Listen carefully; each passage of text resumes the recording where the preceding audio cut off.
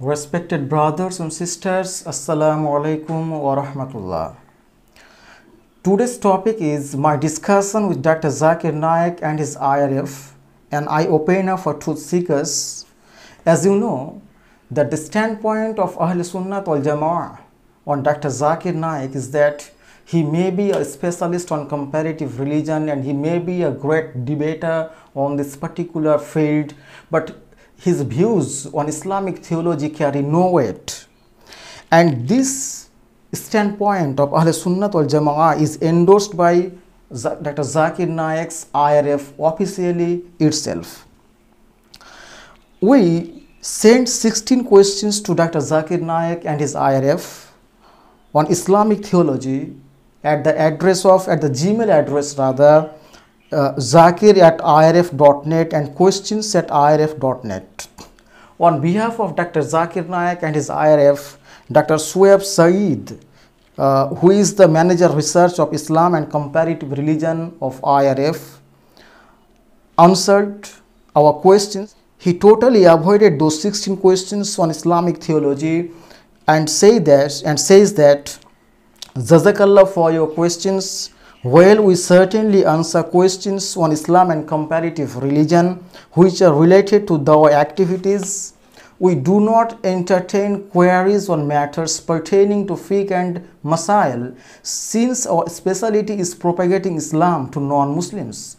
Hence, we regret to inform you that since your questions are on fiqh and masail, we request you to kindly address these questions to a specialist on fiqh and masail. So please take note of the answer given by Dr. Sueb Saeed, the Manager Research of IRF on Islam and comparative religion. He, in response to our 16 questions, writes that we do not entertain queries on matters pertaining to fiqh and masail, since our specialty is propagating Islam. Hence, we regret to inform you that since your questions are on fiqh and masail, we request you to kindly address these questions to a specialist on fiqh and masail. So, my dear friends and sisters, as you look that Dr. Zakir Naik and IRF refuses to answer our questions and regrets that they are unable to answer because our questions are related to fiqh and masail and they are not specialists. Their specialty are not on the field of Islamic fiqh and masail or aqidah and amal, and that's why they did not answer our questions. Now, before presenting the 16 questions we sent to Dr. Zakir Naik and his IRF, we would like to question that if Dr. Zakir Naik and his IRF are not specialists on Islamic theology, Islamic fiqh and Islamic masail and Islamic aqidah, then why does Dr. Zakir Naik freely talks on issues pertaining to fiqh and masail and aqidah in his lectures and question answer programs? Why does he not tell everybody that his specialty is comparative religion and hence he does not entertain queries on matters pertaining to fiqh and masail or aqidah, etc.? Why does he condemn Ahl Sunnah wal Jama'ah and call their beliefs and deeds shirk or bidah? Is it comparative religion? Why does he advocate to abandon following for fiqh school of thoughts? Is it comparative religion? Why has he himself created a new firqa Ahl Sahih Hadith? Is it comparative religion? So I think those who follow Dr. Zakir Naik and Dr. Zakir Naik himself make self-analysis and make necessary corrections in this regard. Now, we are presenting the 16 questions we sent to Dr. Zakir Naik. These questions were sent on 6/8/11 at Dr. Zakir@irf.net, and this was Saturday and the time was 7:23 am. The questions were: is kissing Rawja of Rasulullah shirk or not? Is taqleed of Imams shirk or not? Is prayer to Allah through wasila of prophets and awliya shirk or not? Is seeking help to a prophet, awliya or any other pious person shirk or not? If a man says to Rasulullah sallallahu ta'ala alayhi wasallam, ए मेरे आका, ए मेरे सहारे, ए मेरे वसीले, शक्ति और नरमी में मेरे काम आने वाले, आपके सिवा मेरा कोई नहीं है जिससे मदद मांगी जाए. If a person utters these words, does he become mushrik or not? Is celebrating milad shirk or bid'ah? If somebody considers Sufi Muhyiddin Ibn Arabi as Shaykh al-Akbar, is he mushrik or not? If somebody believes and supports the theory of Wahdatul Wujud, is he mushrik or not? Some people say that not only Sahih Hadith, but Jaif Hadith and Hasan Hadith are also acceptable. What is your advice on these issues? What is your view on Maulana Maududi, Dr. Israr Ahmad or Shaykh Ahmed Didat or Dr. Azad Al Qadri? Would you give an explanation of the identity of Wahhabism and Wahhabi? What is your view of Shaykhul Islam Imam Ahmed Reza Rahmatullah Alayhi, who is regarded as one of the greatest scholars of India across the world? What about Isal Sawab? Is it permissible or not? Should one offer namaz behind a person or get his sons and daughters married to him or his family members who makes taqleed of a particular imam, prays to Allah through the wasila of prophets or awliyas, he addresses dead prophets and awliyas and seeks help from them, believes in Wahdatul Wujud? So these questions were sent to Dr. Zakir Naik, and in response what they said, we have already informed you at the initiative stage of our discussion. On their behalf, Dr. Suhaib Saeed, Manager Research, on behalf of Dr. Zakir Naik and IRF, he wrote, Jazakallah for your questions. Well, we certainly answer questions on Islam and comparative religion which are related to our activities. We do not entertain queries on matters pertaining to fiqh and masail, since our specialty is propagating Islam.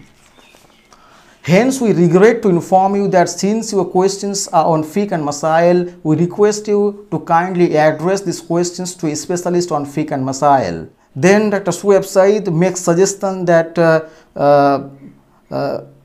we should read the book Fundamentals of Tawheed by Dr. Abu Amina Bilal Phillips in order to know the answer of the questions we sent to Dr. Zakir Naik.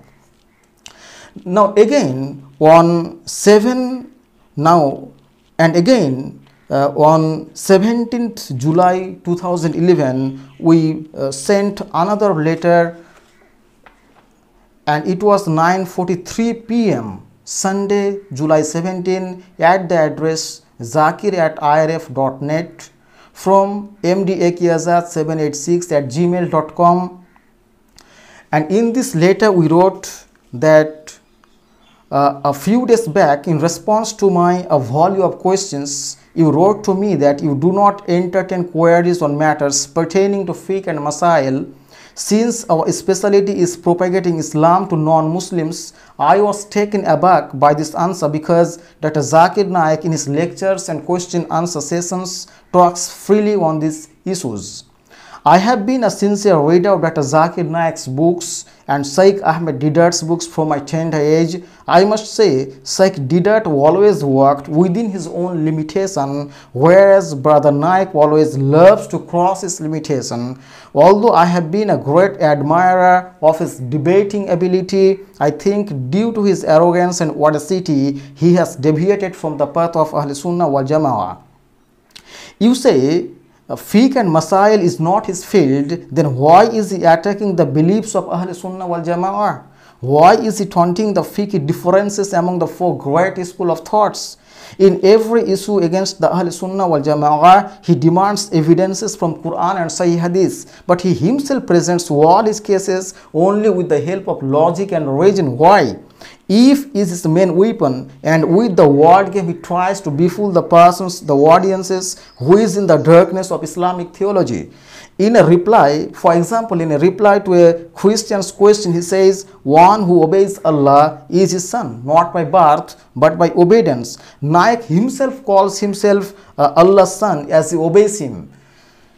What is it? How can he dare to utter such dangerous words? Which verse of Al-Quran and which hadith can he present as evidence in support of his strange views? This is not the only case. In countless cases, he has uttered poisonous views, harmful for his own as well as the listener's iman. He says he only values Sahih Hadith. The status of Sahih Hadith is definitely indisputable, but does the Usul Hadith say that Hasan Hadith is rejectable? Does Usul Hadith say that all types of Zaif Hadiths are rejectable outright? If it is not Hadith rejection, then what is Hadith rejection? So my request to Brother Naik to dwell upon his Aqidah seriously, make tawbah and make necessary correction. It is in the interest of himself as well as Muslim Ummah.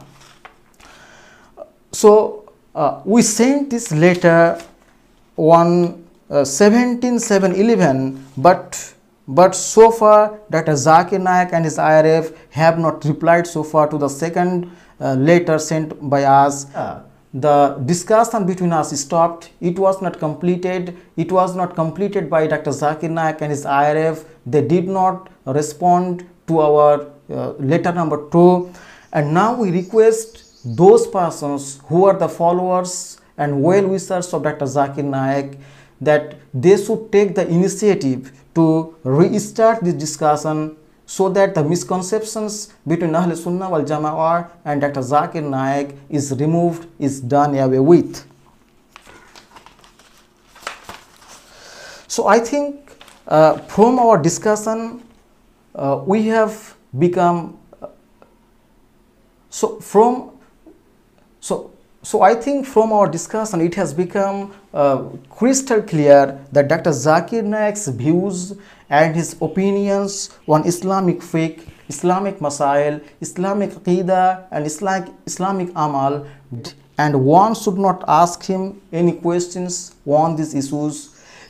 Asking questions to him on these questions is ignorance, because he confesses that he is not a specialist on these issues. He is not a specialist on Islamic fiqh and theology or Islamic masail or Islamic aqidah.